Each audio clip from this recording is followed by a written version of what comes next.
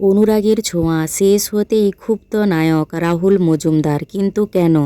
10 বছরের অভিনয় জীবনে এমন অপমান কখনো হননি। বিশ্বাস করবেন? শুটিংয়ে গিয়ে হাতে স্ক্রিপ্ট, মাথায় সিন, আর ঠিক তখনই জানানো হলো অনুরাগের ছোঁয়া বন্ধ হয়ে যাচ্ছে। এক মুহূর্তের জন্য কথা হারিয়ে ফেলেছিলাম, বললেন রাহুল মজুমদার। রাহুল মজুমদারকে বলা হয়েছিল এই ধারাবাহিকটি আরও বহুদিন চলবে, তাই তিনি অন্য ভালো কাজ ছেড়ে এই ধারাবাহিকে মন দিয়েছিলেন। স্বস্তিকার সঙ্গে জুটিও হিট, টিআরপিও ভালো, টেলিসম্মান পুরস্কারও পেয়েছেন।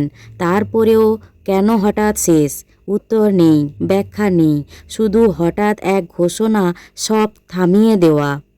রাহুল বললেন, 10 বছর অভিনয় করেছি, এমন অভিজ্ঞতা কখনো হয়নি। এখন তিনি বলছেন, এরপর থেকে শুধু ভেবেচিন্তে কাজ নেব। সত্যি, আমরা পর্দায় শুধু অভিনয় দেখি, কিন্তু অভিনেতাদের স্বপ্ন ভেঙে যাওয়ার মুহূর্তগুলোকে কে দেখে? তোমাদের কি মনে হয় এমন আচমকা বন্ধ করা কি ঠিক হয়েছে? কমেন্ট করে জানাও। এই ধারাবাহিকটি কার কার প্রিয় ধারাবাহিক ছিল তাও কমেন্ট করে জানাবেন। আর ভিডিওটি ভালো লাগলে একটি লাইক করে PU14 পেজটি ফলো করুন।